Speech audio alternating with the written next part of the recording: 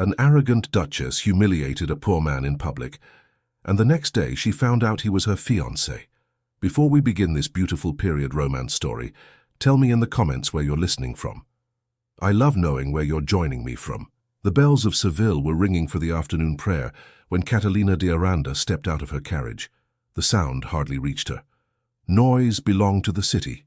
Silence belonged to her. People moved aside before the hem of her gown even appeared. A boy selling chestnuts dragged his basket closer to the wall.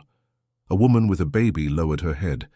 Men who a moment earlier had been laughing suddenly straightened and grew quiet. Catalina walked as she had been taught since childhood, chin high, gaze steady, steps unhurried.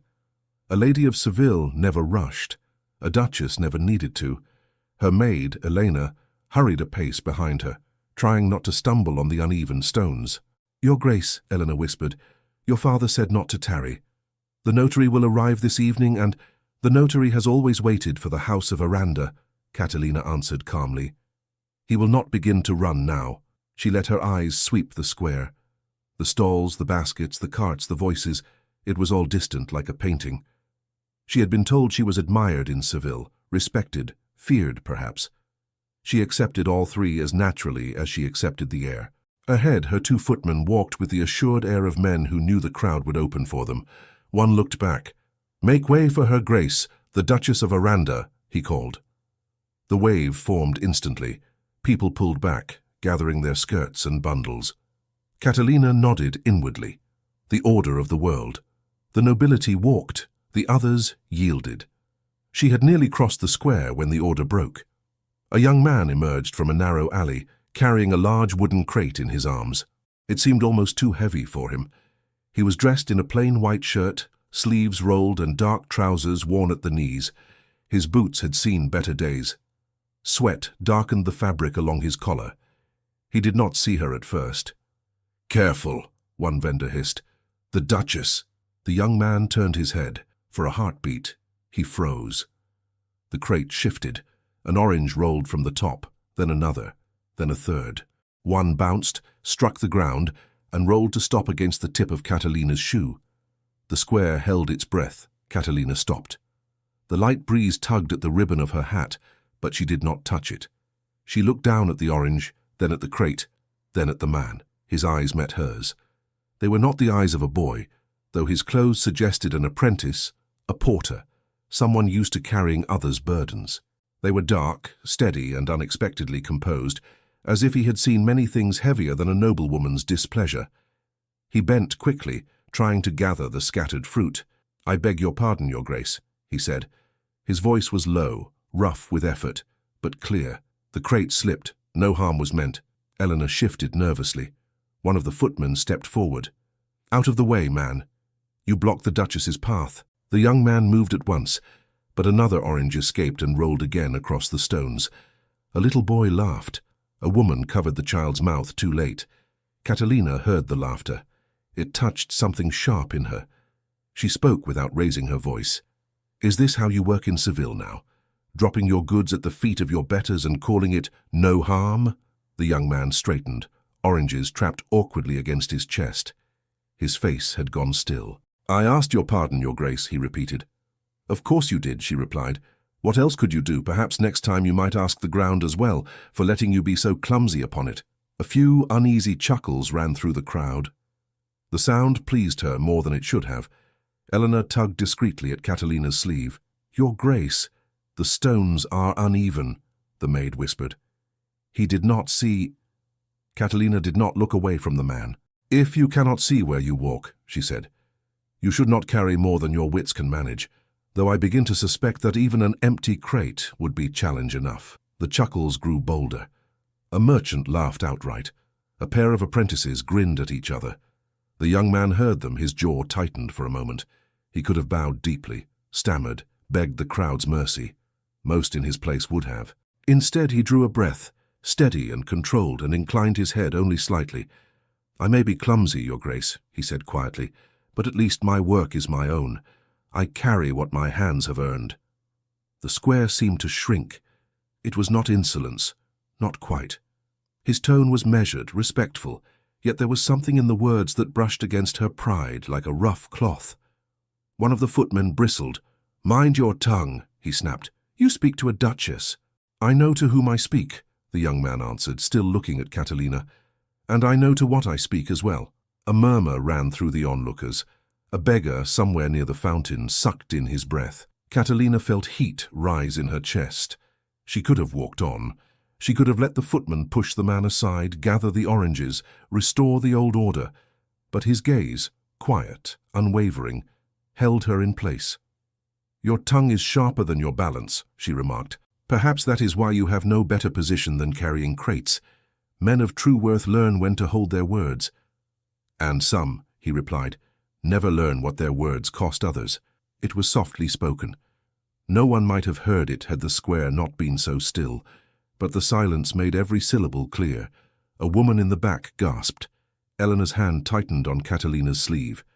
"Your Grace, please," Eleanor murmured. "He's just—" "Enough," Catalina said. The word fell like a stone.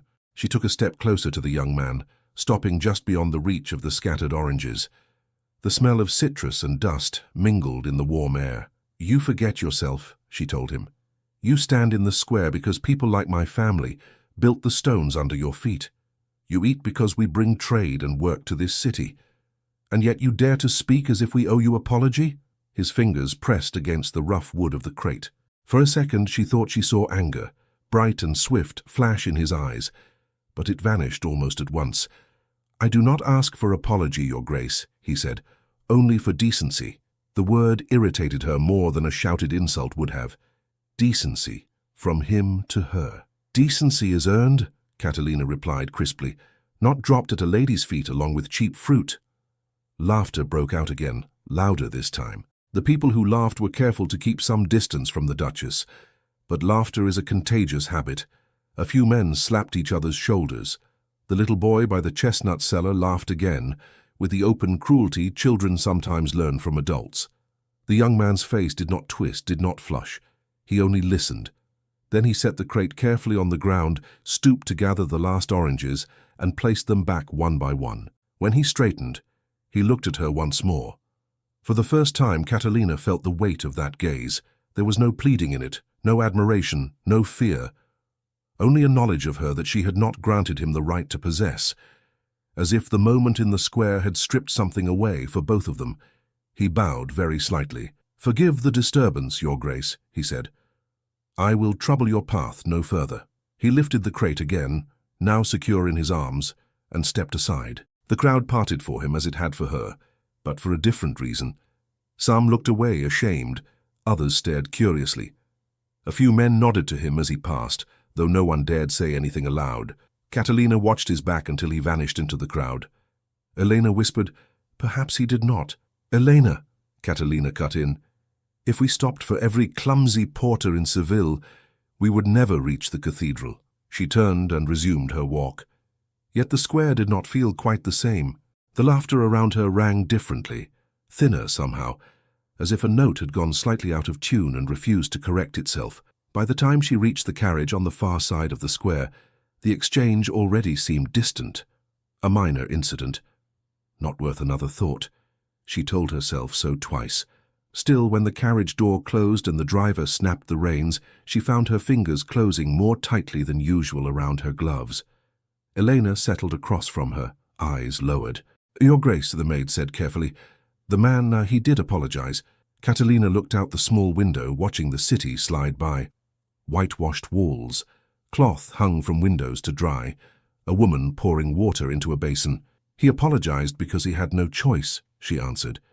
"Do not mistake necessity for virtue, Eleanor." "Yes, Your Grace." They rode in silence for a moment. "Do you think he will be in trouble with his master?" Elena ventured. "If his master has any sense, he will teach him to keep his eyes open and his mouth closed," Catalina replied. Eleanor nodded, but she seemed unconvinced. Catalina chose not to pursue it. The palace gates appeared, tall and familiar. Home, the place where the world was simple, where her name meant what it was supposed to mean. The carriage rolled into the courtyard and halted. A footman opened the door. "Welcome back, Your Grace," he said. Inside, the air was cooler. The floors gleamed. The walls were lined with portraits of Aranda ancestors, solemn and sure. Catalina felt herself settle, as if her spine found again its proper shape. Her father's steward, Señor Vargas, approached with a quick bow. "Your Grace, His Excellency the Duke is in his study," he said. "He has asked that you be informed of his satisfaction with your appearance this morning at the cathedral. Please inform my father that I am back and will pay my respects before supper," Catalina replied. Vargas hesitated. "He mentioned, Your Grace, that there may be news, matters to be discussed regarding the future of the house." Catalina smiled faintly. "My father is always discussing the future of the house," she said. "It has survived for 3 centuries. It will survive another evening." Vargas bowed again and stepped aside. In her chambers, Elena helped her remove hat and gloves. Catalina sat at her dressing table while the maid loosened the pins in her hair. "Elena," Catalina said after a pause, "what did you think of the man in the square?" Elena's hands hesitated for a fraction of a second.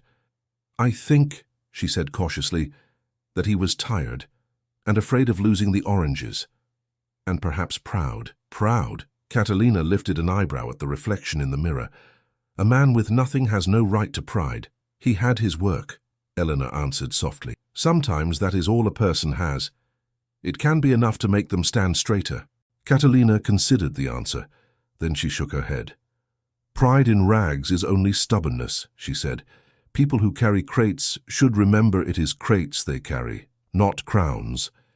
"Yes, Your Grace," Elena murmured. Still, when the maid left and Catalina was alone, she did not at once rise to change her dress. She sat hands folded, watching herself in the mirror.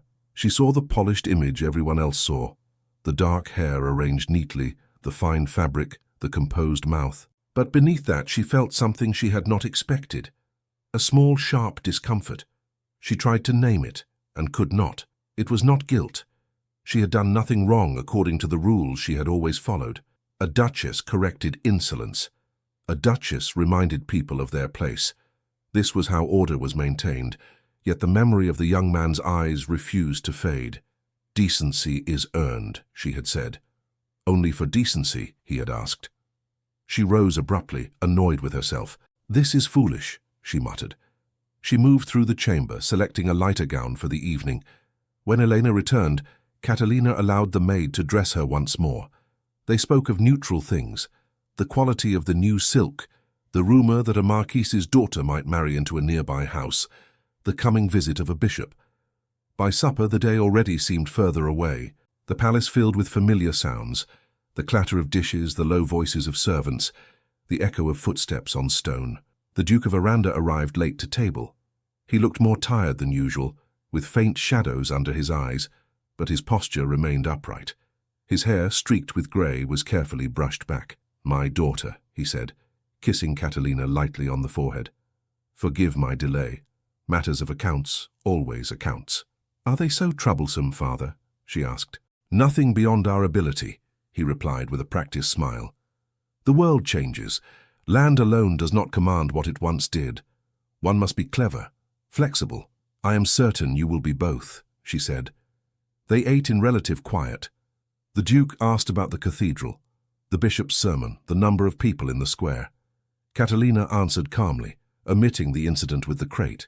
It seemed too small to be worth his attention. After the meal, her father dabbed his lips with his napkin and sat back, studying her. "You are nearly 23, Catalina," he said. "So I have been reminded, father," she replied lightly.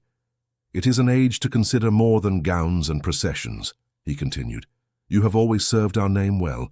You carry yourself as an Aranda, but there comes a time when service is required in another form." She knew what he meant.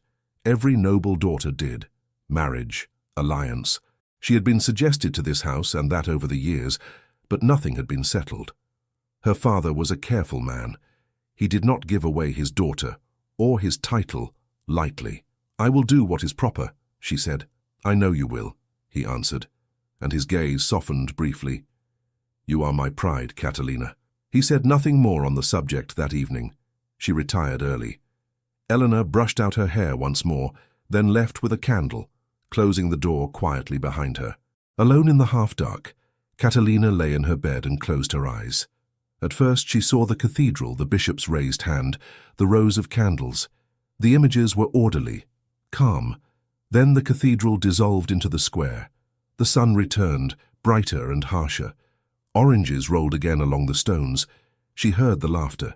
She heard her own voice. She heard his. Only for decency. She turned over restlessly on the mattress. It was nothing, she told herself again.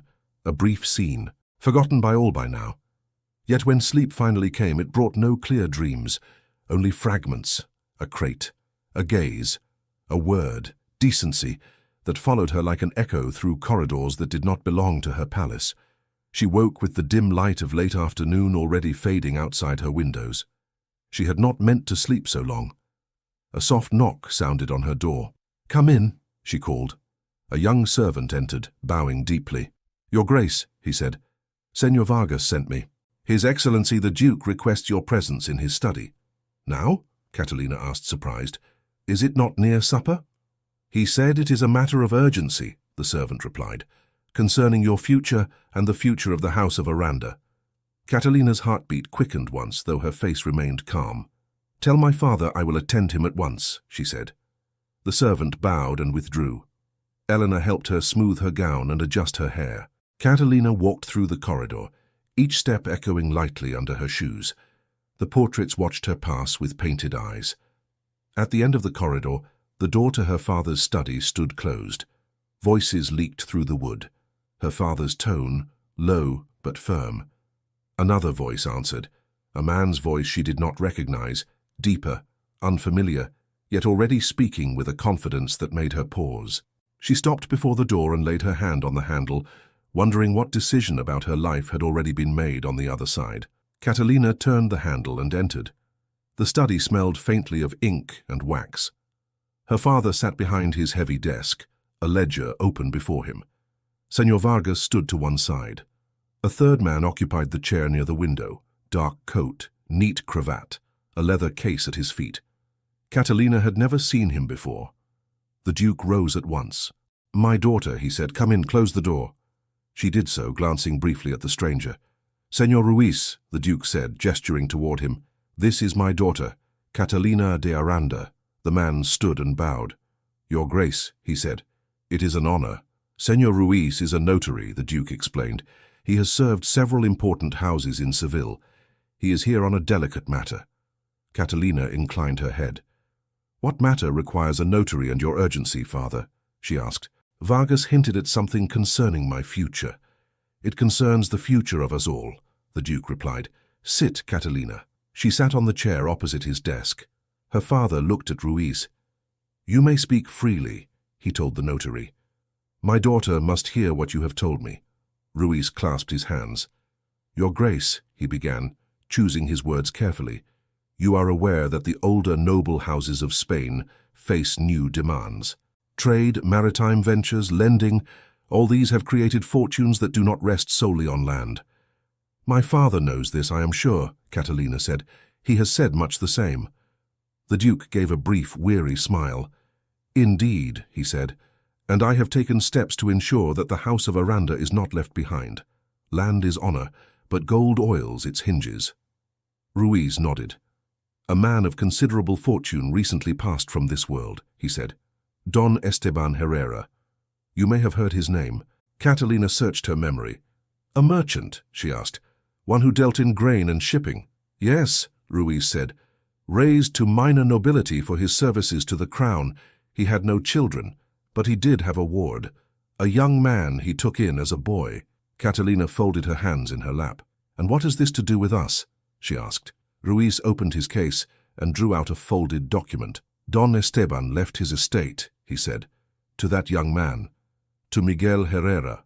The name brushed against something in her mind, but it did not yet attach to a face. "Your father," Ruiz went on, "has negotiated an agreement with this heir, a mutually beneficial alliance." "An alliance?" Catalina repeated slowly. "You mean a marriage?" The Duke's gaze met hers. "Yes," he said simply. She straightened. "Without a word to me," she said, her voice flat. "You knew this day must come," the Duke replied. "You are my only child. The title passes through you. So I cannot leave the future of our name to chance or romance. I have been careful. You deserve nothing less." "Careful?" she said. "With whom have you been careful, father? I know nothing of this Miguel Herrera." "That will be remedied," he answered. "He is of no kin to us. You need not fear any impropriety. His origin is humble, but his education is sound, and his fortune is considerable. Enough to secure our lands, to restore what the years and wars have worn thin." Señor Ruiz added, "Don Esteban wished his heir to be allied with a house of old name and strong honor. He admired the Arandas.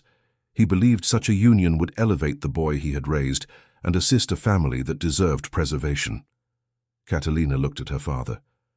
"And what of what I wish?" she asked quietly. The Duke's expression softened. "I wish you could marry for inclination alone," he said. "But we do not live in such times, Catalina, nor in such houses. You have always understood duty. You will not be given to a brute or a fool. I have seen Miguel Herrera. I have spoken with him at length. He is serious, well-mannered, far-sighted. He will not shame our name." "A merchant's heir," she murmured. "A man of means," her father corrected, "and from what I have observed, of character. You may find him more to your liking than you think." "When am I to meet this man who has bought the future of our house?" she asked. Ruiz shifted, but said nothing. The Duke answered, "Tomorrow. We will hold a gathering. Family, a few close allies. The engagement will be announced. Miguel will be presented." "So soon?" Catalina said. "Matters of estate do not wait on our moods," her father replied. "I have delayed as long as prudence allows. You will have time to become acquainted before the wedding. The contract, however, must be settled." She looked from him to the notary and back again. "And if I refuse?" she asked, her tone light but her eyes sharp. The Duke did not flinch. "You will not," he said. "You are an Aranda. You know what rests on your shoulders." A small silence. Catalina felt the room tighten around her. "At least tell me this," she said. "Is this Miguel Herrera young, old, crippled, crude?" "He is young," the Duke replied. "No more than a few years your senior. He walks with a straight back, speaks with restraint, and listens more than he talks. I have seen worse husbands among dukes and marquises."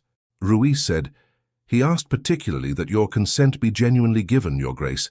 Don Esteban taught him to value freedom. He does not wish to bind a lady who despises him." Catalina lifted her chin. "I do not despise him," she said. "I do not know him. I despise being treated as if I were a parcel in a ledger." "You are my daughter," the Duke said softly. "You are also the duchy. Both truths exist together. I ask you to trust my judgment, Catalina, as I have trusted your obedience all these years." His voice had a tired warmth that pricked her conscience. She exhaled slowly. "Very well," she said. "I will meet this Miguel Herrera. I will greet him as befits his role. But I promise no more than courtesy, father. Affection must be earned." "That is all any man can ask," the Duke replied. "Even a duke's daughter." He reached across the desk and briefly took her hand. "In time," he said, "you may thank me." She was not certain. The next day the palace changed its skin. Servants hurried along corridors, polishing railings, arranging chairs. Fresh linen appeared on tables in the great hall. Vases were filled. The cook shouted orders in the kitchen. Elena hovered at Catalina's side, hands busy with silk and pins. "Hold still, Your Grace," she begged. "If this seam sits wrong, the whole gown will look crooked." "The whole gown is a prison," Catalina muttered, but she stood still. Elena smiled faintly. "A pretty prison, at least," she said. When Catalina's hair was arranged and her gown settled, she studied herself in the mirror. The same face, the same grace. Yet the eyes looking back at her held a question they had not held before. Eleanor seemed to sense it. "Are you anxious?" she asked. "An Aranda is not anxious," Catalina replied. "That does not answer," Elena said gently. Catalina's lips curved slightly. "Very well," she said. "I am curious." She did not add what else she was. Irritated, unsettled, on guard. In the hall her father stood near the entrance, speaking with Señor Vargas and an elderly aunt who had arrived early. "There she is," the aunt said. "Luz del cielo, Catalina, you look every inch a duchess." "Let us hope it is enough," the Duke said quietly. Guests arrived in clusters. a marquis and his wife, a pair of cousins from Cordoba, a judge from the city, a handful of wealthy citizens whose fortunes her father had courted with careful invitations over the years. Whenever someone approached, Catalina smiled. She answered questions, accepted compliments. Yes, she had heard there was to be a special announcement. No, she had no details to share. It was her father's privilege. As the room filled, a low hum of speculation rose. "I hear he is a banker," one lady whispered near the window. No, said another. "A ship owner, or perhaps a wine merchant. Men who count coins in the dark are all the same to me."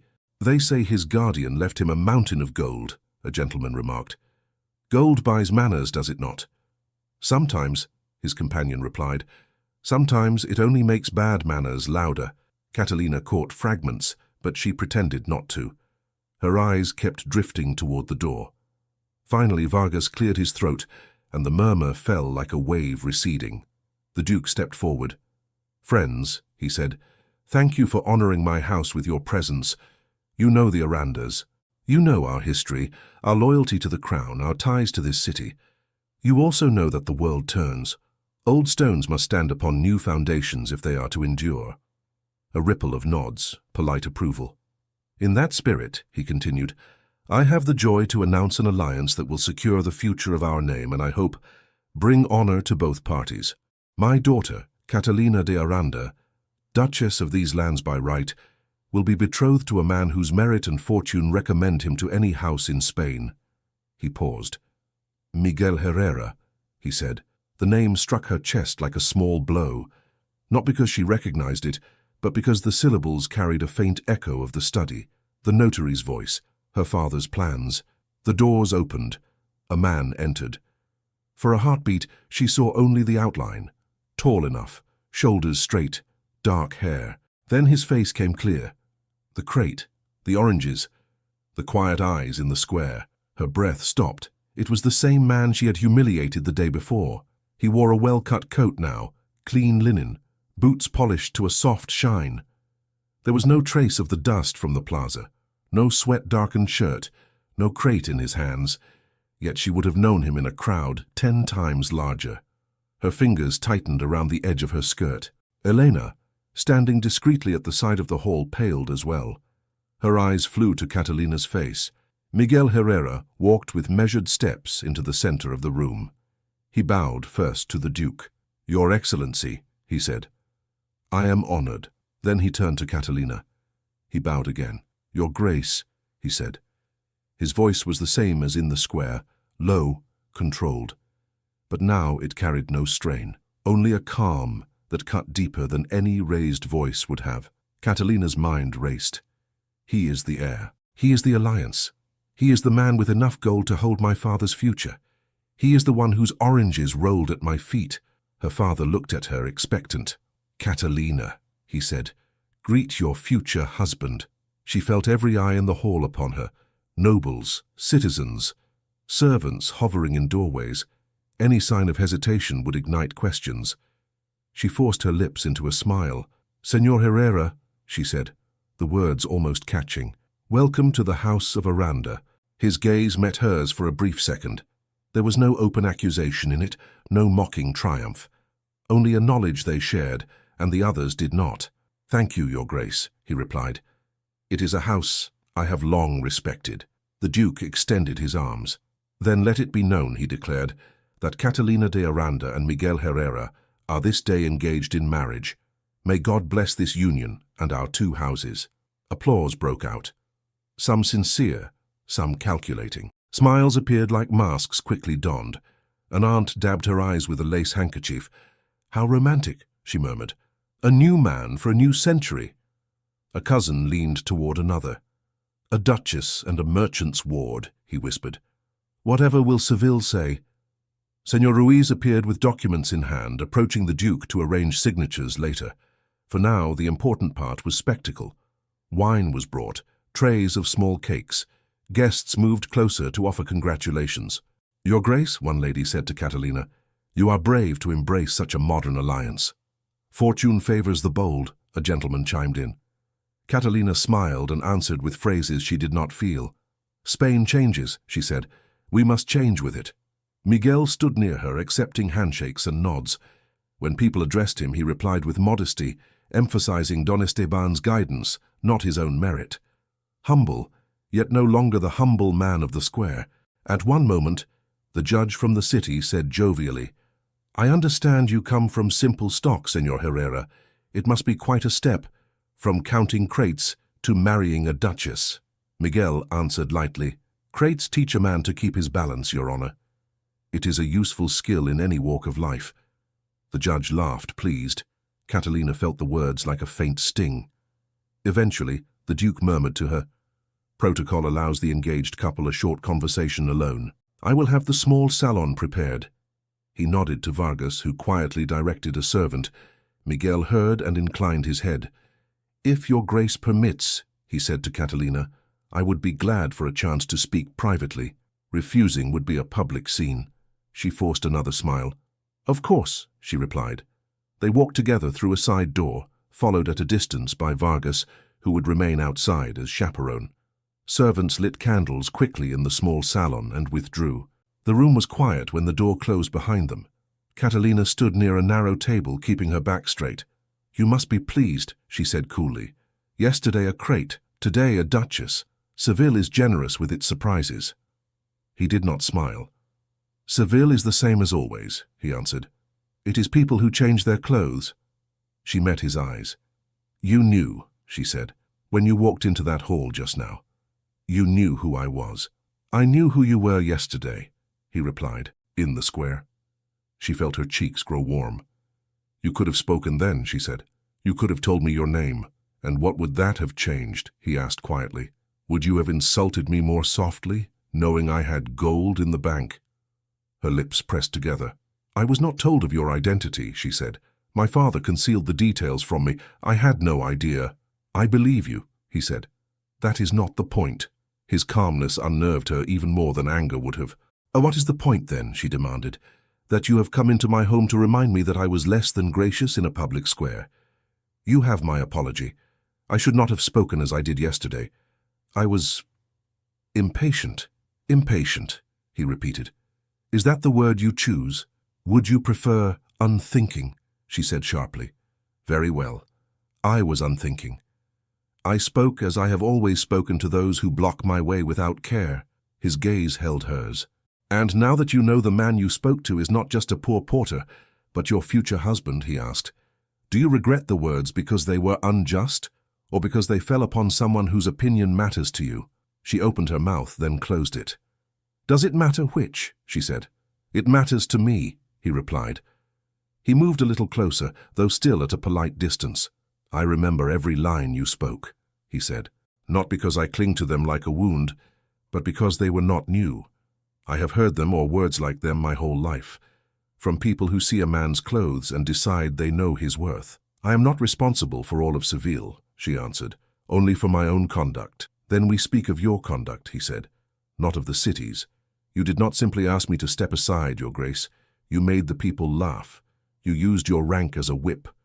She flinched inwardly at the image. "You speak as if I had beaten you," she said. "No," he answered. "You merely reminded me of a truth I already knew, that some people believe others exist only to stay out of their way." She drew a breath. "You have come into great power very quickly, Señor Herrera," she said. "You must learn to be careful with your judgments. Nobility carries responsibilities as well as customs." "I have carried responsibilities since I was 10, he replied simply. "They did not come with a title, but they were no lighter." Silence stretched between them for a moment. His gaze did not waver. "Why did you say nothing?" she asked at last. "In the hall, when people spoke of your simple stock, when they laughed about the story in the square." He studied her. "Because it was not my place to correct them," he said. "It was yours." The words landed like stones. She looked away, then forced herself to meet his eyes again. "You wanted me to feel what you felt," she said. "I wanted you to hear your own tone echoed back to you," he replied, "without my raising my voice, without my saying one rude word." "And now," she asked softly, "now that you have seen me stand there, smiling while others repeat our encounter as entertainment, are you satisfied?" He hesitated. "No," he said. "I am not satisfied." I did not enjoy it as much as I thought I would. She frowned slightly. What did you expect? She asked. I expected to find it easy to watch you taste what you gave me, he said. It was not. Something in his voice was different now, less hard. I do not ask for your forgiveness, she said quickly, unsettled by the shift. We are strangers under the same roof. If this engagement displeases you as much as it disquiets me, perhaps we should both speak to my father. His expression changed again, something almost like amusement ghosting across it. You truly think it is as simple as that? He asked. The contract has yet to be signed, she said. There is still time to reconsider. My father may be disappointed, but he is not cruel. Miguel shook his head slowly. You do not know everything that has been agreed, he said, nor everything that rests upon this union. She felt a faint chill. What do you mean? She asked. He did not answer immediately. Instead, he stepped back, reclaiming the careful distance between them. I mean that this engagement is far more valuable to your house than to mine, he said at last, and that I am not the one who will be begging for it to continue. Her throat tightened. You speak in riddles, she said. If there is something I should know, say it plainly. Not here, he replied. Not yet. There are contract's conditions. Your father will tell you when he chooses. For now, understand this. I will not live as a man who must bow his head to avoid the sting of another's pride. If we are to marry, it will not be as mistress and servant. If? She echoed. You think you can cast off an alliance with a duchess as easily as you might dismiss a crate from your path? He held her gaze. I think, he said quietly, that for the first time in my life I'm in a position to choose whom I allow to humiliate me. The words struck harder than any insult. A knock sounded at the door. Your Grace. It was Vargas's voice. Guests await your return. The toasts are about to begin. Miguel looked toward the door, then back at her. We should not make them wait, he said. He offered his arm.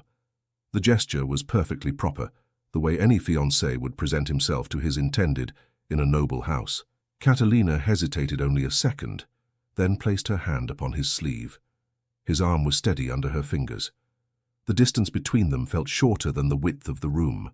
As they walked together back toward the hall, his last words circled in her mind like a tightening ring, making her suddenly afraid to learn what, exactly, her family had risked on this engagement. The hall welcomed them with light and sound. Glasses chimed, voices rose in cheerful waves, and for a moment Catalina could almost believe they were any ordinary engaged couple returning from an innocent stroll. Vargas announced them in a clear voice. Her Grace, the Duchess of Aranda, and Señor Miguel Herrera. Heads turned, smiles brightened. The Duke lifted his glass. There they are, he called. The future of our house. A cheer went up, polite but warm. Miguel released Catalina's arm only when propriety required it. A servant slipped a cup of wine into her hand. Another did the same for him. To the bride and groom, someone cried. Glasses lifted. Catalina raised hers, her fingers steady by long habit. To the house of Aranda and its new ally, said the judge from the city. May their union be fruitful, prosperous, and very modern. Laughter followed. Catalina brought the rim of the glass to her lips and let the wine touch her tongue, more out of necessity than desire. Her mind was elsewhere, circling around Miguel's last words in the small salon. More valuable to your house than to mine. The Duke approached them, cheeks rosy with satisfaction. You both acquitted yourselves well, he said. The eyes of Seville were on you today. They liked what they saw. I'm glad to hear it, Father, Catalina replied. Miguel, the Duke added, turning to him, tomorrow we shall attend Mass together. The city must see us united before God as well as before men. I would be honored, Your Excellency, Miguel answered. And you, Catalina, the Duke said, will walk with your fiancé through the square after the service. Let Seville see its future duchess beside the man who will help carry her burden. She inclined her head. As you wish, she said. Later, when the guests had thinned and the sky outside the windows darkened, Catalina retreated to her chamber. Elena unfastened the clasps of her gown with careful fingers. He seems different today, Elena said softly. Señor Herrera, I mean. Not like yesterday in the square. He is dressed differently, Catalina replied. That alone changes how people see a man. And how you see him, Elena dared to ask. Catalina paused. How I see him is my concern, she said. It is enough that I treat him as custom requires." Elena lowered her eyes. "Yes, Your Grace." The next morning dawned clear. The bells of the cathedral called the city to prayer as they always did, but today their sound felt heavier to Catalina, as if each note carried a reminder. Everyone is watching. At the palace steps, Miguel waited with the Duke. He wore a dark coat again, nothing ostentatious but well cut. When Catalina approached, he bowed. "Good morning, Your Grace," he said. "Good morning, Señor Herrera," she answered. The Duke's carriage bore them to the cathedral. People on the streets stopped to look as they passed. A duchess and her fiancé. Catalina noticed that some faces she recognized from the square were there, mixed in with others. The chestnut boy, the woman with the baby, a vendor with red hands from scrubbing. They entered the church with measured steps. Incense floated in the cool air. The bishop greeted them with practiced warmth. "My dear Duke," he said, "and this must be the celebrated Miguel Herrera. We have heard much of your generosity." "Your Excellency is kind," Miguel replied. "And the bride," the bishop continued, turning to Catalina. "May God bless you both with patience and understanding." Patience and understanding. The words felt pointed. They took their places near the front. The service began. Latin words rose and fell, familiar but distant. Catalina knelt, stood, crossed herself at all the right times. Her body knew the motions. Her mind kept slipping to practical thoughts. The square, the walk after, the eyes. When the Mass ended, the Duke murmured something to the bishop and then to Miguel. "Shall we?" he asked. Miguel looked at Catalina. "If your Grace does not object," he said. "Of course," she replied. They left the cool shadow of the cathedral and stepped into the bright morning. The square outside overflowed with people spilling from the doors. Some moved on quickly, anxious to return to their stalls and work. Others lingered with clear curiosity.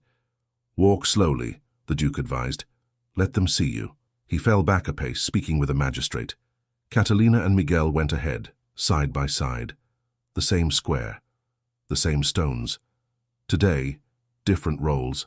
Catalina felt eyes on her from all directions, some respectful, some measuring. A woman whispered to another behind a fan. The chestnut boy nudged his friend and pointed discreetly. Miguel, instead of staring straight ahead as many noblemen would have done, glanced around and nodded to people.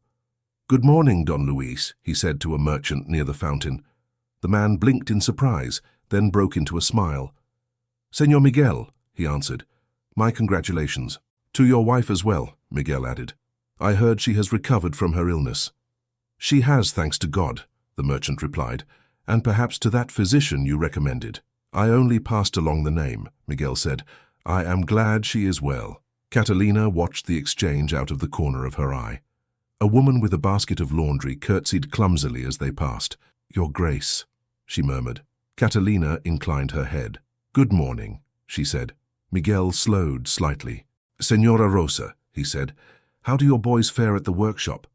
"They work hard, señor," she answered, warmth in her voice. "You know they are grateful you put in a word for them." "They earned their place," he replied.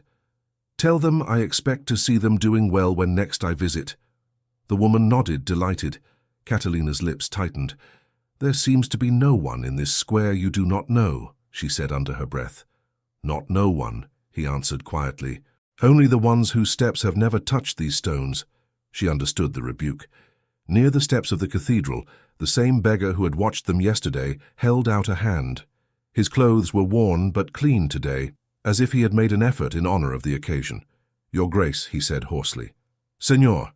Catalina's instinct was to walk on.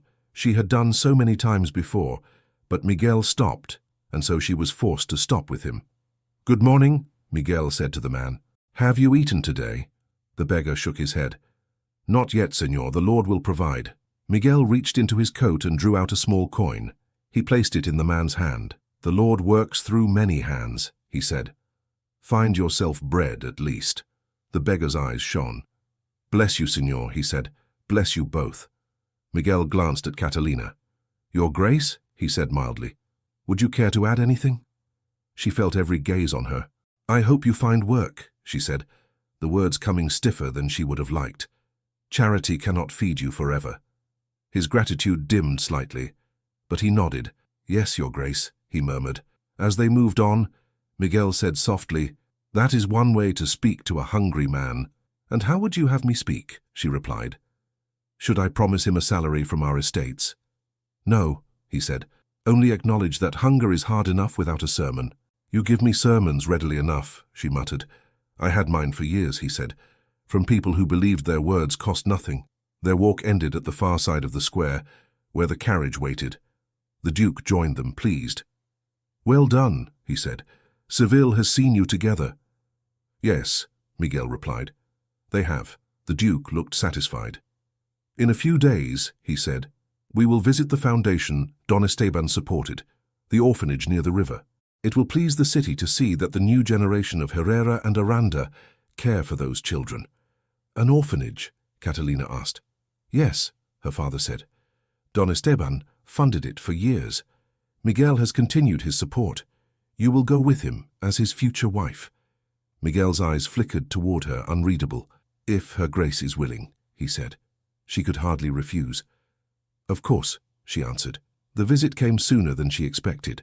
2 days later, a modest carriage, far simpler than the ducal one, waited at the palace gate.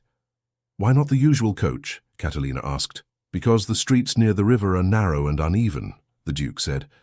"You will not impress anyone by arriving in gilded wood only to get stuck in the mud." Miguel stood by the carriage door. "Shall we?" he said. Catalina stepped in. The carriage lurched into motion. As they approached the river district, the air changed. Fewer balconies with wrought iron, more washing lines, the smell of bread mixed with tar and water. Children played in alleys. Women talked on doorsteps. The orphanage was a solid but plain building, whitewashed, with a small courtyard in front. A simple cross hung above the door. The directress, a middle-aged woman with quick eyes, came out to greet them. "Señor Miguel," she said warmly, "what a pleasure, and Her Grace, we are honored." "The honor is ours, Señora Marta," Miguel replied. "I wished the Duchess to see the work Don Esteban began." Catalina smiled politely. "I have heard of your efforts," she said. "They do you credit." The courtyard filled quickly with children, some bold, some shy. Their clothes were clean but worn. A little girl with braids stared at Catalina's gown as if it were a costume from a story. Marta clapped her hands. "Children," she said, "this is Señor Miguel Herrera. You know his name. And this is Her Grace, the Duchess of Aranda. They are to be married." A murmur went through the group. Some of the older children bowed awkwardly. The younger ones just stared. "Do you come to stay?" one small boy asked Catalina. She almost laughed. "No," she said gently. "I live in the palace." The boy looked disappointed. Miguel crouched down, bringing himself to the child's eye level. "But she might visit," he said, "if you behave well." "Yes, señor," several children said at once. Marta led them through the building. They saw the dormitory with narrow beds, the kitchen with its large pot, the tiny classroom with slates stacked in a corner. "We do what we can," Marta said. "Don Esteban was generous. Señor Miguel has continued that generosity. And the House of Aranda is honored to be associated with such work," Miguel said loudly enough for the children and the staff to hear. "Is that not so, Your Grace?" Catalina felt the weight of the moment. Refusing would be cruel. She nodded. "Yes," she said. "We are honored." Miguel smiled, the expression small but noticeable. "Then you will not object," he said, still speaking to the room at large, "if we speak to the Duke about a regular contribution from the Aranda estates." Marta's eyes widened. The children looked at Catalina, hopeful. Her heart squeezed. "You place words in my mouth, Señor Herrera," she said quietly. "Not words," he replied under his breath. "Only an opportunity." She drew in a breath, then turned to Marta. "We will review our accounts," she said, "but it is my wish that the House of Aranda support your work as far as we are able." Marta's face lit up. "God bless you, Your Grace," she said. "You do not know what this means." Miguel's gaze flicked to Catalina, thoughtful. As they left the orphanage, he said, "Thank you." "For what?" she asked. "For not turning away," he answered. "You could have." "I could hardly crush their hopes in front of you and the children," she said. "You could have postponed," he pointed out, "hidden behind delays, many do." "Do not mistake one decision for a transformation," she said. "I am not some project for you to measure." "Perhaps not," he said, "but moments reveal more than speeches." Back at the palace, life resumed its usual rhythm, but not quite.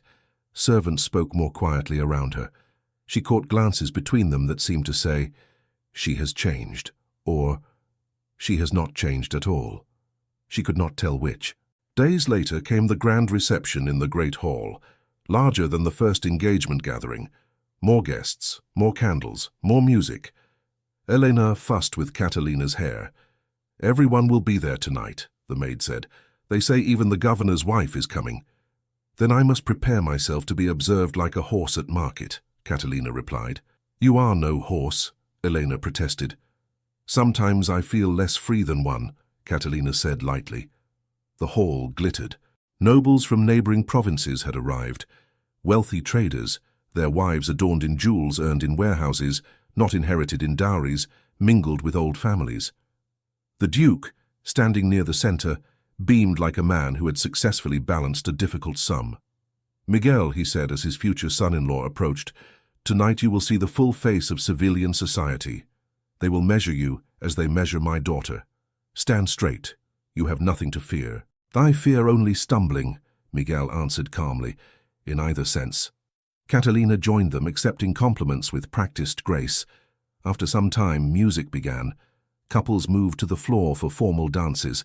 Miguel asked Catalina for the first. "May I?" he said. "As you wish," she replied. They danced. His steps were sure. Not as polished as a prince's, perhaps, but steady and attentive. He did not press, did not pull. He guided her through the pattern with quiet concentration. "You dance better than I expected," she said. "I had a good teacher," he answered. "Don Esteban insisted I learn. He said if my gold was to be welcome in certain rooms, my feet must not embarrass it." She almost smiled. "Practical advice," she said. "Very," he agreed. When the dance ended, they returned to the edge of the hall. Others took their place on the floor. Near a side table, a cousin of Catalina's, Don Ricardo, already a little flushed with wine, gathered a small audience. "Have you heard," he said loudly, "how our noble cousin first made the acquaintance of her betrothed?" Catalina stiffened. "Ricardo," another cousin said, "do not be cruel." "Cruel?" Ricardo laughed. "It is a charming story, very modern, like a play." Several heads turned toward them. Catalina felt heat creep up her neck. Ricardo continued. "Our Duchess, so used to having the stones leap aside for her, one day finds a poor fellow in her path. Hey, crate, some oranges, a clumsy step." A ripple of amusement. "She gave him a lesson in manners," Ricardo went on. "Very sharp, very public. The square of Seville rang with it." Catalina's fingers curled at her sides. "Enough," she said quietly. "You exaggerate." "Do I?" Ricardo exclaimed. "You called him clumsy, did you not? And suggested his wits were lighter than his load? I am sure I heard something like that." Someone snickered. "Ricardo," an aunt said, frowning, "it is not fitting to speak so of a lady in public." "I speak of her past behavior," he said, "which she has now corrected by rewarding the man she insulted with her hand. A generous act, no?" Several eyes turned to Miguel, waiting for his reaction. Surely the insulted man would leap to defend his bride, or at least laugh the matter off. Miguel did not laugh. He did not speak at all. He simply looked at Ricardo, then at Catalina, then away. His face remained composed, but his silence filled the space where a defense should have been. The guests read that silence in their own ways. Some took it as good humor, others as a quiet rebuke. Catalina felt it as exposure. She stood there, hearing her own words from the square thrown back at her as entertainment. The laughter that rose now sounded like the laughter then, except this time she was the object. Pride, which had always held her spine straight, faltered. "I spoke harshly that day," she said at last, her voice measured. "It is not a story I find amusing." Ricardo's smile faltered. "I meant no offense, cousin," he said, though his tone held a trace of wounded vanity. "We only jest." "Then choose a better jest," she replied. The hum of voices shifted. The music continued, but something in the current of the room had changed. Miguel excused himself with a small bow. "If you will forgive me," he said, "I must speak with Señor Ruiz about some papers." He walked away, leaving Catalina to stand amid the echoes of her own past cruelty. She felt as if the floor had tilted, the center of balance moved. Eleanor appeared at her elbow, eyes anxious. "Your Grace," she whispered. "Are you well? You look pale." "I am quite well," Catalina said, though her throat felt tight. "Bring me some water." Eleanor hurried off. Catalina stepped back toward a window, needing air. She looked out at the courtyard, dark now, with only a few torches burning. Behind her, laughter rose again as the crowd shifted to fresh topics. Her humiliation faded from their tongues as quickly as Miguel's had from the square. For them, it was just another story. For her, it sat like a stone in her chest. She was still standing there when she heard her father's voice from the corridor beyond the open doorway, low and serious. "We must be clear, Ruiz. I will not sign anything that leaves my house at the mercy of a whim." Curiosity pricked through her discomfort. She moved quietly toward the sound, keeping to the wall. The corridor outside the hall was dimmer. A door stood slightly ajar further along, light spilling from within. Voices came from that room. She hesitated only a moment, then walked softly until she reached the door. Inside, she saw her father, Miguel, and Señor Ruiz around a smaller table. Papers lay spread out, weighted with an inkstand. Ruiz spoke first. "Your Excellency, the terms are as we discussed," he said. "The Aranda estates remain yours in name. Miguel's capital will be invested to restore their yield. In return, certain lands are pledged as security." "Pledged is a gentle word," the Duke said dryly. "Given if the marriage does not take place." "Only if the marriage does not take place," Ruiz agreed. "Or if the union is dissolved in some scandalous manner." Don Esteban wished his heir to be protected against caprice. Caprice. The word stung. Miguel's voice came, calm and firm. "I have no wish to strip the Arandas of their land," he said. "If I had wanted only your fields, Your Excellency, I could have pressed for harsher terms. Don Esteban's will allows it. I chose otherwise." The Duke sighed. "I know," he said. "You have shown more restraint than some noblemen I have dealt with. But the fact remains," Ruiz said gently, "that creditors already press. The loans taken to maintain appearances, to repair the northern vineyard, to fund the new roof at the chapel, these are secured by the expectation of this alliance and its resources. If it fails, the Duke finished, my house stands on sand. The lenders will come like the tide. And those pledged lands," Ruiz said, "will become Miguel's by law.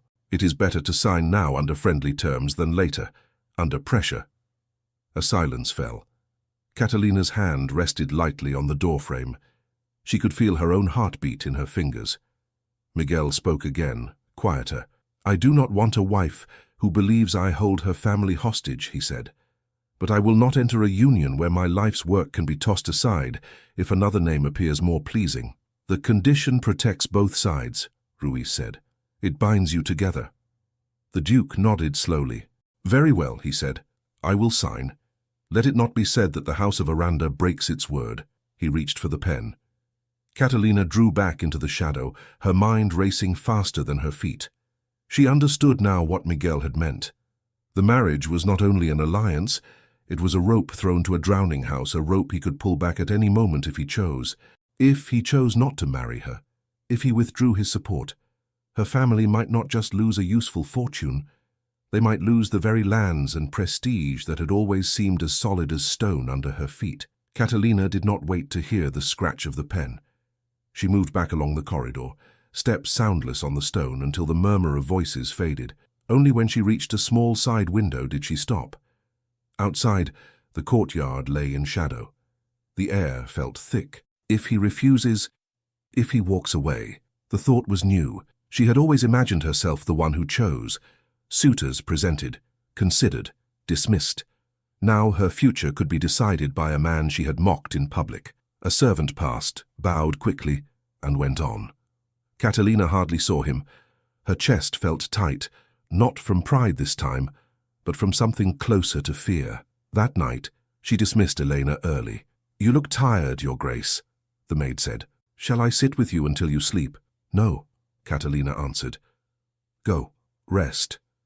You have walked enough for both of us today." When she was alone, she lay in the darkness and stared at the ceiling. She saw again the square, the crate, her own words.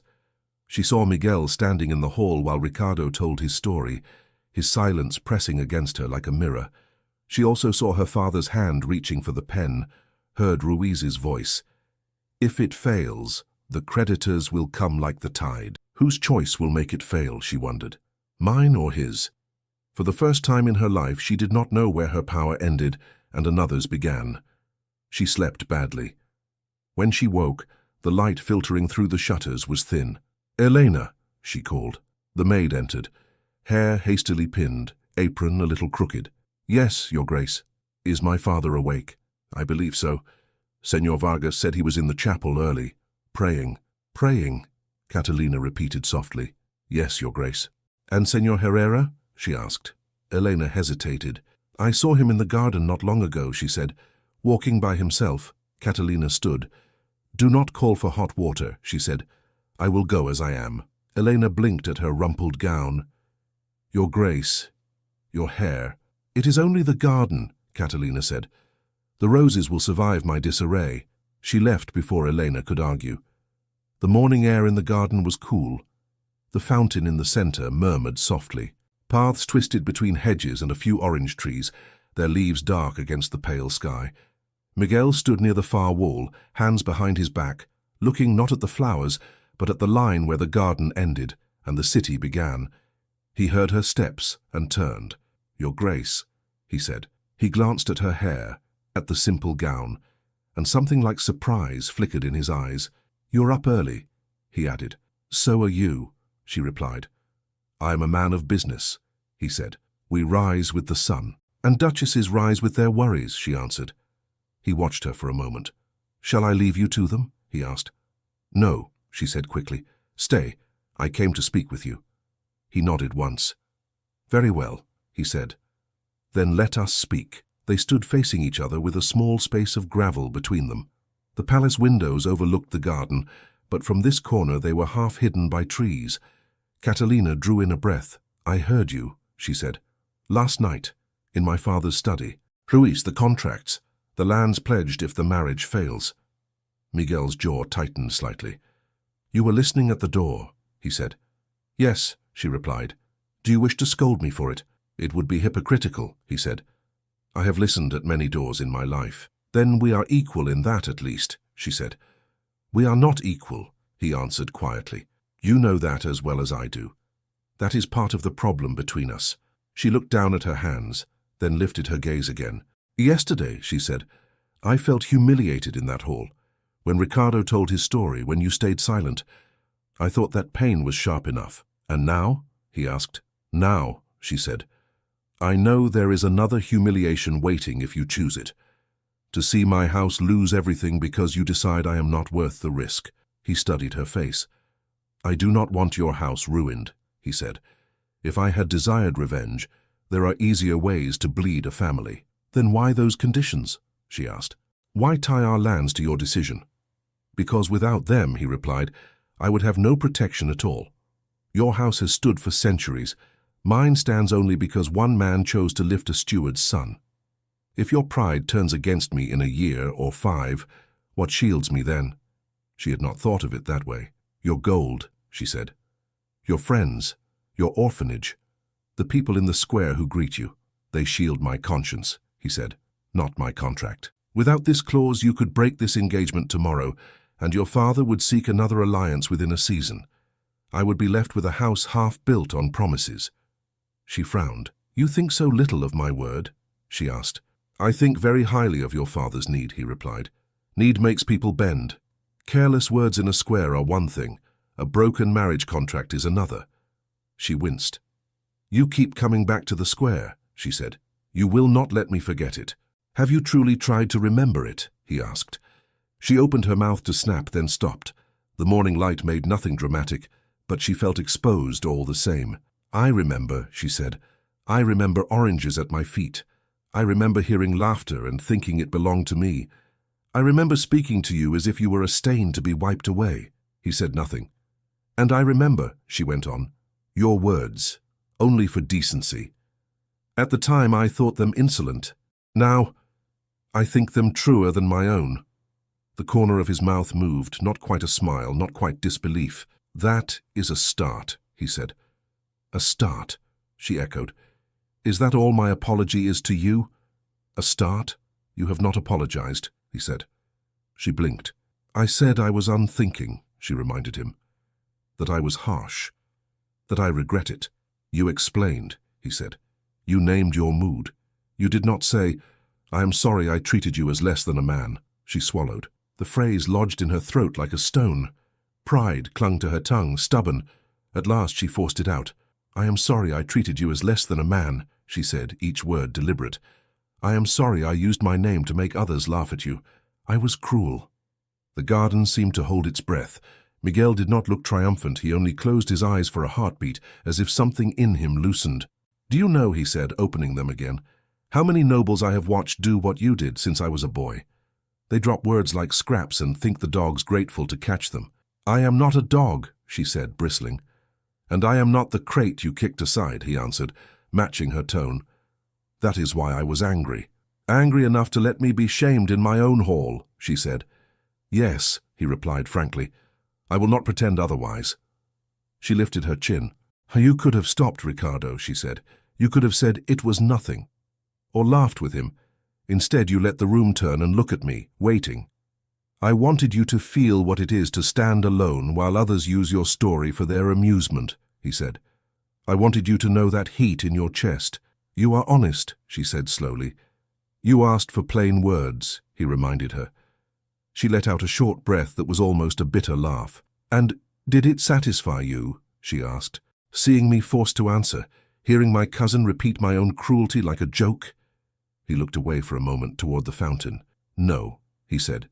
It did not. What did you expect? She asked. I expected it to ease the weight I carried from the square, he answered. Instead, it doubled it, yours and mine together. Silence settled between them for a few heartbeats, filled only by the soft splash of water.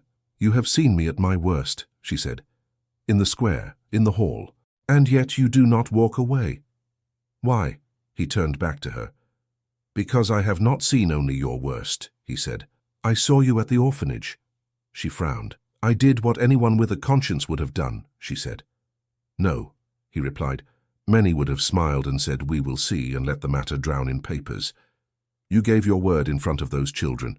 You tied your name to theirs. That was not nothing. I almost refused, she admitted. When you spoke as if my support were already decided, I thought you presumptuous. I still think you were. Probably, he said, and this time there was a hint of humor in his voice. But when they looked at me, she went on, I remembered the man in the square. The way the crowd laughed because I gave them permission.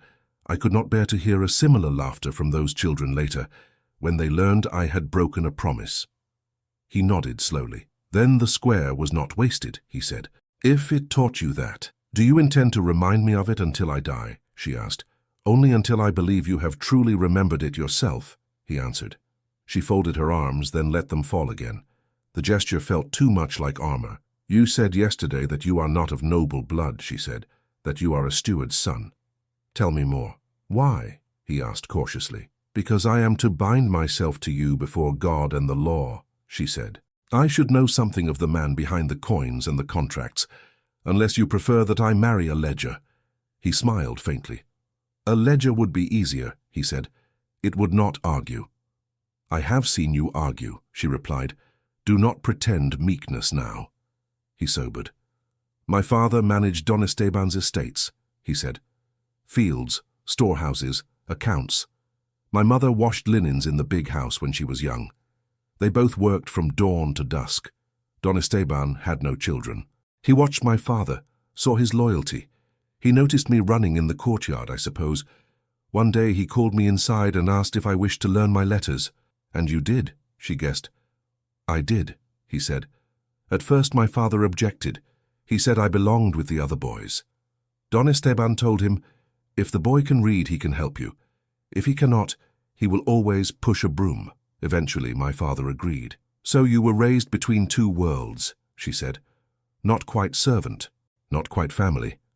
Exactly, he replied. I sat at a small table in the corner when important guests came. I listened. I learned numbers, contracts, the way a polite insult can cost a man his place at court. That sounds lonely, she said before she could stop herself. He gave a small shrug. It was my life, he said. Don Esteban grew fond of me. He brought me to Seville when he expanded his business. He took me aboard ships into counting houses. He showed me ledgers thicker than some Bibles, and he repeated the same lesson again and again. "What lesson?" she asked. "That I must never forget where I came from," he said. He said, "If you ever step on a man just because his boots are worn, I will come back from the grave to pull you down by the ankle." Catalina almost smiled. "A vivid image," she said. "He was a vivid man," Miguel replied. "And now," she asked, "you hold more power than many who were born into it. Have you forgotten?" He met her eyes. "Did you see me step on the beggar's hand yesterday?" he asked. "No," she said. "Did you see me ignore Senora Rosa with her laundry?" he continued. "No," she repeated. "Then I have not forgotten," he said.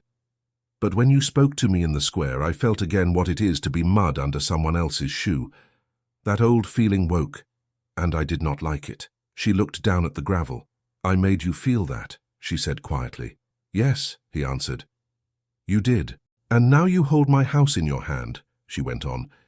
"You could close it if you wished." "I could," he agreed. "Do you intend to?" she asked. He did not answer immediately. His face was serious, not cold. "I intended many things when I first heard your father's proposal," he said at last. "Part of me wanted to refuse at once. Another part saw the chance to tie my life to a house I had once admired from outside its gates. Then, in the square, I met you without your title. I thought I saw who you truly were. It made my choice harder." "And now?" she pressed. "Now," he said slowly, "I see two women in you. The one who laughed in the square, and the one who stood in front of a family in the courtyard yesterday and used her rank to protect them from eviction. I am still deciding which one you will be when the music ends and the guests go home." Her throat tightened. "You are not the only one deciding," she said. "I too must choose what kind of man I will stand beside. A man who remembers hunger, or a man who enjoys watching others taste it." He blinked, then inclined his head slightly. "Fair," he said. She took a step closer, the distance between them shrinking. "I will not pretend I am suddenly humble," she said. "I have been proud since I could walk. People bowed to me when I was still too small to understand why. It has shaped me. It will not vanish because you frown at me in a garden." "I do more than frown," he murmured. "I know," she said. "You hold a mirror. I dislike what I see in it, but I dislike more the thought of never looking." A faint smile touched his mouth. "You grow braver when you speak like this," he said. "Without an audience." "There is always an audience," she replied. "Servants, walls, God, and now you." He looked at her more closely. "Why did you really come here this morning?" he asked. "Not for contracts, not for pride." She hesitated. "Because I am afraid," she said finally. "Not only of ruin, of you." "Of me?" he repeated, startled. "You stand in front of me and do not bend," she said. "You look at me as if my title were a coat I can remove. No one has ever done that. It is unnerving." "Unnerving enough to send you running?" he asked. "Not exactly," she answered. "Unnerving enough to make me wish to be seen as more than a coat, more than a name." "And you think I can give you that?" he asked. "You already do," she said. "When you look at me with contempt, it cuts deeper than any servant's fear. When you look at me with something else, I do not know yet what that feels like." His gaze softened despite himself. "I have tried to hold on to contempt," he admitted. "It is comfortable, it keeps a man safe." "And?" she asked. "And it slips," he said, "in the orphanage, at the square with the beggar. Even here, now, with your hair unpinned and your gown creased." She flushed. "I came in haste," she said. "I can see that," he replied. "It suits you." She made an impatient sound. "Do not mock me," she said. "I am not mocking," he answered. "I am telling you that for the first time, you look like a person and not a portrait." The words were absurdly simple, yet they steadied something inside her. She drew a slow breath. "If I say that I wish this marriage to happen," she said carefully, "that I wish to stand with you not only for my father's sake, but because I have begun to admire the man you are, what will you answer?" He studied her, searching her face for any sign of play acting. "Do you admire me," he said, "or the power I wield on your behalf?" "I admired you in the square before I knew your name," she answered. Not in the moment I insulted you. Later, when I lay awake and could not forget that you did not crawl, I resented it, but I admired it. And at the orphanage. And when you told that boy you expected him to do well, you speak to people as if they matter. That is not your fortune doing the talking. That is you. His shoulders eased a little. And love? He asked quietly. You have not used that word. She looked directly at him. I do not know if what I feel is love, she said. I only know that when I imagine you walking away, taking your silence and your strange calm and your rough lessons with you, the thought hurts more than any gossip in Seville. Is there another name for that? He let out a breath that seemed deeper than the air of the garden. I have tried not to imagine you beside another man, he said, even a duke. The image does not sit well with me. So we are both uneasy, she said. It appears so, he replied. A small, uncertain smile passed between them. What will you do then? She asked. I will not break the engagement, he said quietly. That much I can tell you today. Relief washed through her so quickly she had to hide it by looking away. You sound as if you grant me a reprieve, she said, forcing lightness into her tone. I grant us both a chance, he answered. We have little time before the wedding, but enough to decide how we will live it. I do not want a house where you flinch at every memory of the square, and I do not want to spend my days measuring your humility like a miser counts coins. What do you want? She asked. A wife who can admit she was wrong without collapsing, he said. A partner who will stand with me in the orphanage courtyard and in the square and in rooms like your father's study. Someone who will let my past sharpen her compassion, and who will let her past sharpen my patience. And what do you offer in return? She asked, half teasing, half serious. My respect, he said simply, not the kind that bows to a title, but the kind that listens when you speak. My protection, not only of your lands, but of your dignity when others seek to use you as a story. And my effort. I cannot promise I will never be proud or harsh, but I can promise I will not use my power to make you small. The offer was more precious to her than any jewel her father had ever given. I speak like a man making a business contract, she said softly. It is the language I know, he replied, but the terms are not only written on paper. She stepped close enough now that she could see the faint shadow of stubble along his jaw, the tiny lines at the corners of his eyes. Then here is my part, she said. I will strive to remember that every person who bows to me has a life when they straighten again. I will count my words before I drop them, as I would count gold. And when I forget, you may remind me. Privately, not in a crowded square, he asked. No, she said. Leave the squares to children and vendors. Our lessons can be learned elsewhere. He nodded. Agreed, he said.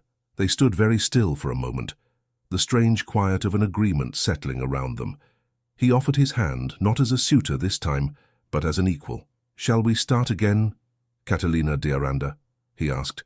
Not as the Duchess and the porter, as the woman and the man who must share a life. She looked at his hand, then placed hers in it. Yes, Miguel Herrera, she said. Let us start again. His fingers closed gently around hers. They did not move closer. They did not kiss. They simply stood there, joined by that small point of contact, feeling the old ground shift beneath them. Above the garden wall, the city roofs shone in the growing light. Somewhere in the square, a boy shouted about fresh bread. Somewhere else, a beggar stretched his hand. Inside the palace, servants began to stir for the day's work. In the garden, for the first time, Catalina felt that her future might be something she chose alongside another, instead of something chosen for her. The city woke before the sun on the day of the wedding. Voices rose earlier than usual in the streets, sharper, more excited. Vendors set out their stalls with extra care. Servants hurried through the palace corridors with trays and flowers and ribbons. Even the bells seemed to ring a little more insistently. Eleanor tugged at the stays of Catalina's gown. Breathe in, Your Grace, she murmured. I am breathing, Catalina answered. Not enough, Eleanor muttered and pulled again. This must sit properly. Everyone will be looking at you. Everyone always is, Catalina said. Today they will simply have a better excuse. Elena risked a small smile. Are you afraid? She asked, fingers moving quickly through Catalina's hair. Of the gown splitting? Catalina said dryly. Yes. You know what I mean, Elena replied. Catalina glanced at her reflection. Her face was composed, eyes calm, mouth steady. Only she knew how fast her heart beat. I am afraid of many things, she said. Most of them have nothing to do with silk. Elena pinned the last strand of hair and stepped back. They are talking in the servants' hall, she said quietly. Some say Senor Herrera may change his mind. Catalina held her gaze in the mirror. And what do you say? She asked. I say he is not a man who plays with people's futures, Elena replied. But tongues wag, Your Grace. They say he could claim your lands even without the wedding and leave you. She stopped herself, horrified. I am sorry. I should not repeat such things. No, Catalina said softly. You should. I have spent too many years hearing only what people thought I wanted to hear. She rose, smoothing her gown. If he does not appear, she added, at least I will know who he truly is. And if he does, Elena asked. Then I will know that too, Catalina said. In the antechamber off the great hall, her father waited. He looked thinner in the morning light, his fine clothes hanging a little looser than they once had, but his back was straight. You look very like your mother today, he said when she entered. She had the same stubborn lift to her chin when she walked into the church. I hope the comparison stops there, Catalina said. She loved you. I do not know yet what I am about to love. You will, the Duke answered, or you will not. Love is its own creature. But you are not stepping into this blind, Catalina. You know more of the man than many brides know of their husbands on their wedding day. I know he could destroy us, she said. And he has not, the Duke replied simply. That tells me something. The rest you must discover yourself. He took her hands briefly. Whatever happens today, he said, you remain my pride. Not because you are a duchess, because you have begun to see beyond the edge of your own shadow. She blinked. That is a strange blessing to give a bride, she said. It is the only one worth giving, he answered. Before they could say more, Vargas appeared in the doorway. Your Excellency, he said, there is a situation at the gate. Not today, the Duke muttered. For once let the world solve its own troubles. It will not, Your Excellency, Vargas said unhappily. It has brought them to our door. Catalina straightened. What is it? She asked. A tenant family, Vargas said. From the lower vineyards. They say they have been ordered to leave their home for unpaid rent. They have come to plead. Her father swore under his breath. Of all the days, he said. Send them away. Tell them to speak to the steward tomorrow. They say tomorrow is too late, Vargas replied. The steward has already found another family to take the house. They have nowhere to go tonight. Catalina felt something tighten inside her. Bring them in, she said. Catalina, the Duke began, this is not the time. It is exactly the time, she interrupted softly. If we are to stand before God and speak of vows and mercy, we cannot ignore someone being pushed into the road outside our own gate. He stared at her for a moment, then gave a small, resigned nod. Very well, he said. Vargas, show them to the side hall, not the main one. We will see them there. The side hall was less ornate, its walls hung with older paintings. A man and a woman stood near the door, clothes worn but neat. A girl of perhaps 10 clutched the woman's skirt. A boy, a few years younger, held his father's hand. When Catalina entered, their eyes widened. They bowed awkwardly. Your Grace, the man said. Your Excellency, forgive us. We would not disturb you, but... He faltered. Speak, Catalina said. You have come this far. The woman began to cry softly. We have had a bad harvest, the man said, voice rough. The vines were blighted. We paid what we could, but the steward says we still owe 3 months' rent. He says we must leave today. We have nowhere to go, Your Grace. The children... He broke off, swallowing. The steward says he is only following orders, the woman added. We thought perhaps you did not know. The Duke looked pained. I cannot oversee every rent and every vine, he said. The steward has his accounts.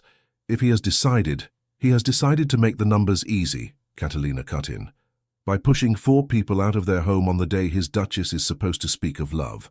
Her father glanced at her, surprised by the sharpness in her tone. Vargas cleared his throat. Your Excellency, he said, the steward warned that if we do not keep to the payments, the lenders will grow more impatient. We cannot risk losing everything, Catalina finished. Yes, I know the song now. I have heard its chorus often enough. She looked at the family. How much? She asked. Vargas blinked. Your Grace. How much are they behind? She repeated. Vargas shifted uncomfortably. 3 months, as they said, he answered. 8 silver each month. Catalina did the sum quickly. 24 silver, she said. We are about to sign papers involving more gold than I can picture, and for the price of a necklace clasp, we would put these children on the road. Your Grace, Vargas protested, it is not only them. If we make exception once— Exception, she said. This is not an exception. This is justice. They had a bad harvest. That is risk, not laziness. The man bowed his head.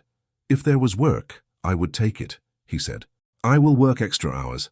I will pay what we owe, just do not send us away today. Catalina unfastened a small ring from her finger, one with a modest stone. Take this to the jeweler in the square, she said to Vargas. He knows our house. Ask him for the fair worth in coin. Pay the arrears from that. Vargas stared. Your Grace, you cannot— I can, she said, and so I do. She turned to the man. You will not be evicted, she said. You will work as you promised, and we will review your rent after the next harvest. If you waste this chance, I will not protect you again. The man choked out a thank you. The woman dropped to her knees, clutching the hem of Catalina's gown. Stand up, Catalina said gently. I am not a saint.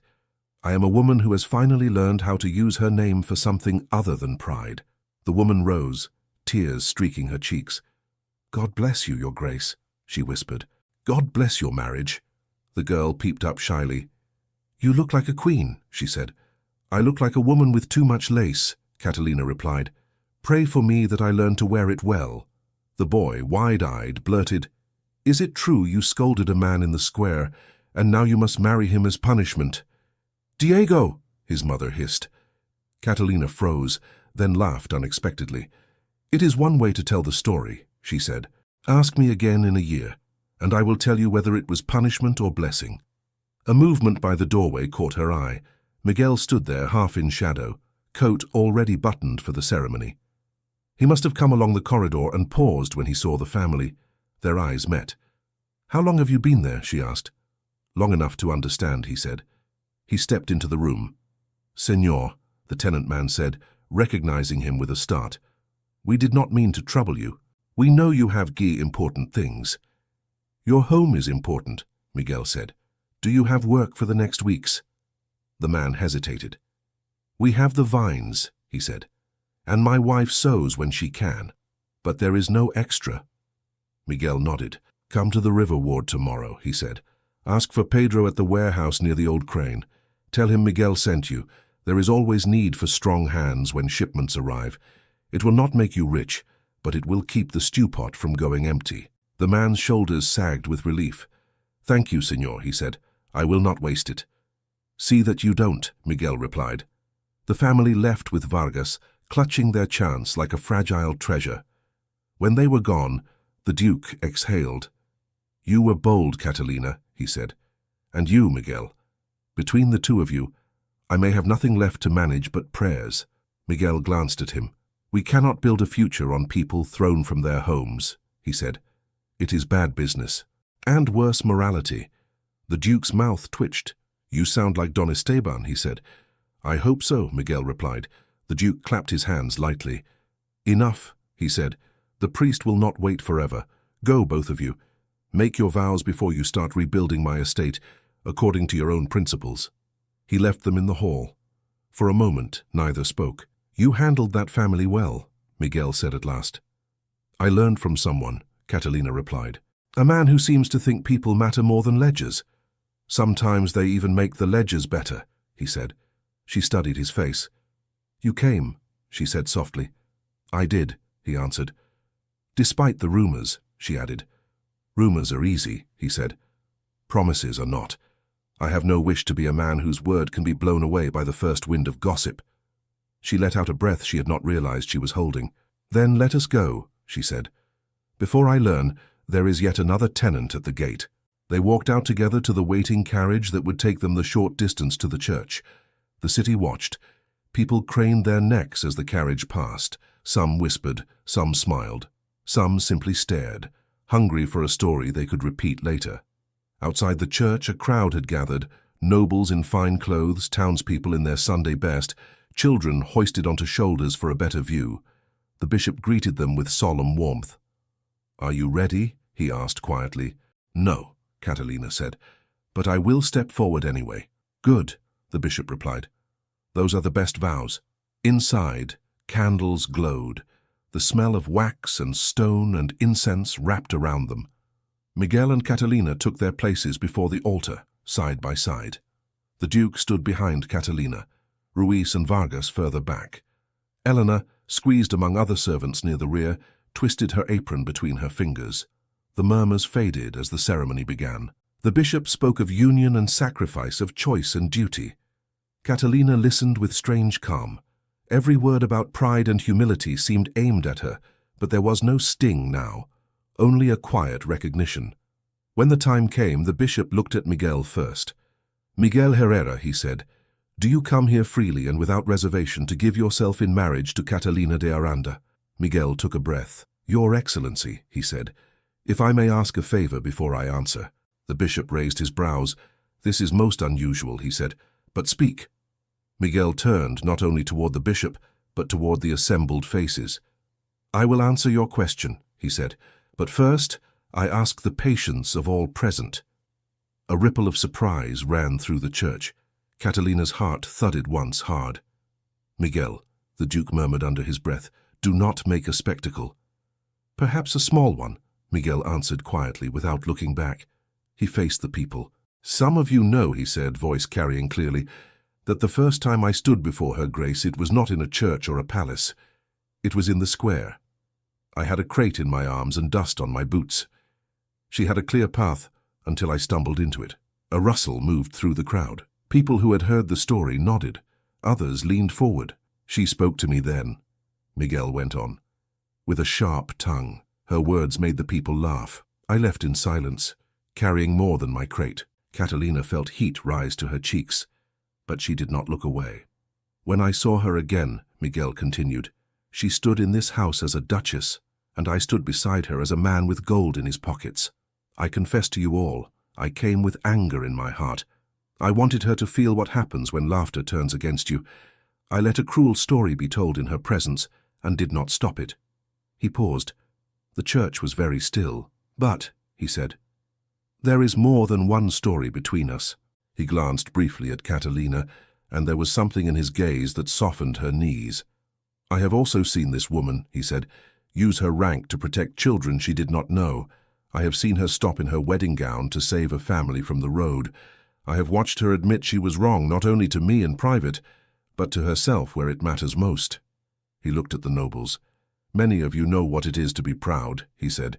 "Few of us know what it is to kneel. I tell you today, I have seen Catalina de Aranda kneel, not before me, not before gold, but before what is right." A murmur of surprise and respect rippled through the crowd. He turned fully back to the bishop. "You asked if I come here freely," he said. "I do. I choose this union, not because her lands need my gold, not because contracts demand it, but because my heart has learned to love the woman who grew out of her own shadow." He took Catalina's hand. "I, who once carried crates for others, wish to carry her burdens," he said, looking into her eyes. "I will walk beside her in squares and in vineyards, in orphanages and in halls like this. I will remind her when pride rises, and I will let her remind me when resentment returns. I choose her, freely." The bishop's eyes shone. "Then say the words," he said. "Yes," Miguel said, "I come freely, and I give myself in marriage to her." The bishop turned to Catalina. "And you, Catalina de Aranda," he said, "do you come here freely and without reservation to give yourself in marriage to Miguel Herrera?" She did not look at him. She looked at Miguel. "When I met you," she said, voice steady but full, "I did not see you. I saw only my own reflection in the eyes of those who laughed at my words. I treated you as less than a man. I despised humble work, while my own house was sinking on gold I had not earned. I believed my title made me better. I was wrong." A stir went through the church. Some faces stiffened at such bluntness, others softened. "I ask you all to hear this," she said, turning her head just enough to address the assembly. "I was wrong. Not because the man I insulted turned out to be wealthy, not because my father's lands depend on his goodwill. I was wrong because every person in the square that day was worth more than my pride." She faced Miguel fully again. You came into my life with a crate in your arms and a lesson I did not want, she said. You could have crushed my house, and you did not. You could have humiliated me as I humiliated you, and you tried a little. A soft ripple of laughter rose. But your heart would not let you complete the revenge. Instead, you have held a mirror. You have shown me what respect looks like. I have begun to love the man who does this. Not the fortune, not the name, the man. His eyes glistened. He tightened his grip on her hand. I come freely, she said to the bishop, and I give myself in marriage to Miguel Herrera. I choose to walk beside the steward's son who became a master of his own dignity. The bishop's voice trembled slightly as he resumed the ceremony. Then, in the sight of God and of these witnesses, he said, "Let your vows be sealed." They spoke the formal words, repeating the phrases countless couples had spoken before them. Yet each phrase felt like a step on new ground. When it was done, the bishop smiled. "You may seal your union with a kiss," he said. Miguel hesitated for a half-breath, searching her face. She nodded just once. He leaned in and touched his lips to hers, gentle and sure. The kiss was not long nor bold, but it carried all the quiet promises they had just made.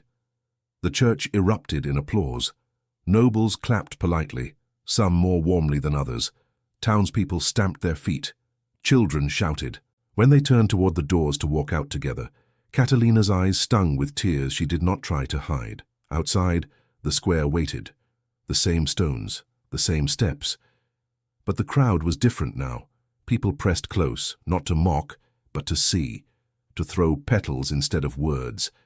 The chestnut boy waved wildly. "Long live the Duchess," he shouted. "Long live Señor Miguel." The beggar near the steps, face washed for the occasion, lifted his hat. "Bless you," he cried. "Bless you both." The family Catalina had saved that morning stood to one side, the children clutching their parents' hands. The little girl beamed. "She looks happy," she whispered. "She is," the boy said with certainty. "I can tell." Miguel and Catalina descended the church steps side by side. "This square has seen us at our worst," Catalina murmured. "And now it sees us try to be better," Miguel replied. "Let it remember both." They walked through the crowd. People who once would have bowed in stiff, fearful silence now called out congratulations. Some still hung back, uncertain, unused to such proximity. Catalina made a point of meeting their eyes, of nodding, of letting her name fall like a promise instead of a threat. Later in the palace, the celebration continued. Music, wine, laughter, dances. Catalina and Miguel moved among the guests as husband and wife, receiving blessings, enduring jokes, sharing smiles. At one point, Ricardo approached, a bit sheepish. "Cousin," he said to Catalina, "I owe you an apology for my story the other night." "You owe my husband one as well," Catalina replied. Ricardo bowed to Miguel. "I was unkind," he said.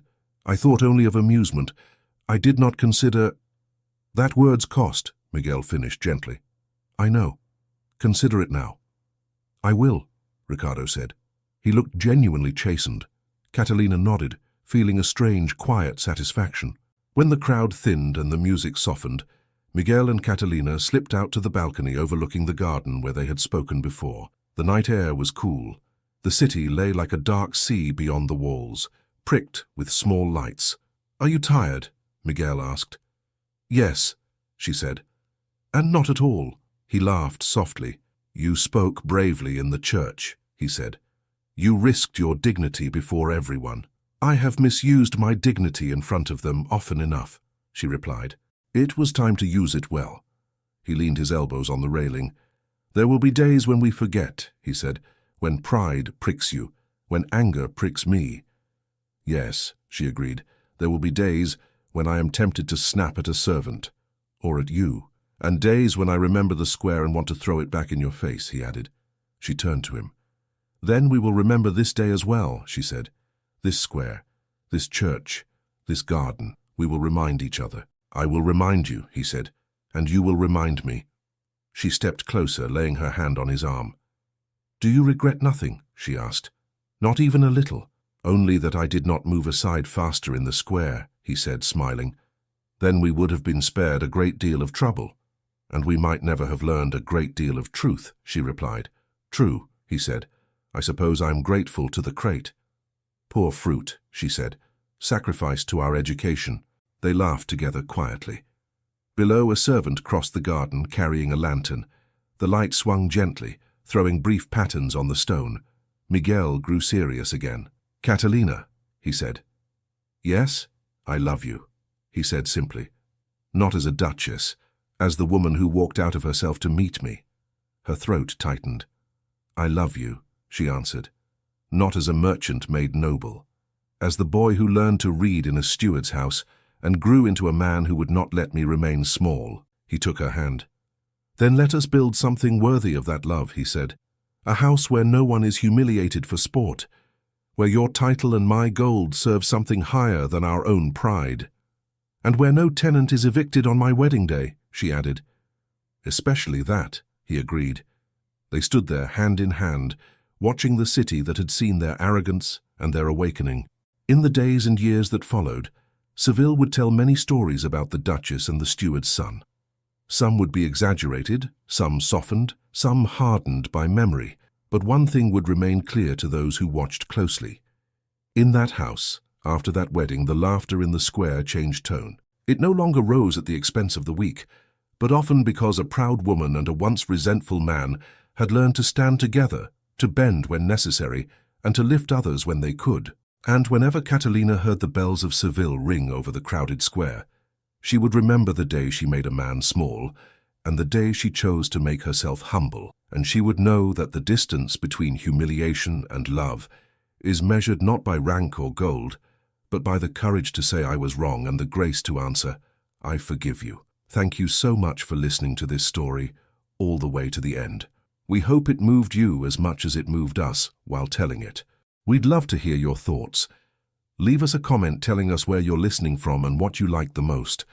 Rate this story from 0 to 10. What score would you give it? If you enjoyed this story, don't forget to subscribe to the channel and leave a like as a show of support. That really motivates us to keep creating and sharing more stories full of emotion and life lessons. And before we go, we want to remind you that an exciting and heartwarming story recommendation will appear on the final screen. If you'd like to enjoy it, just click on the video. Thank you once again for being here, and we'll see you in the next story.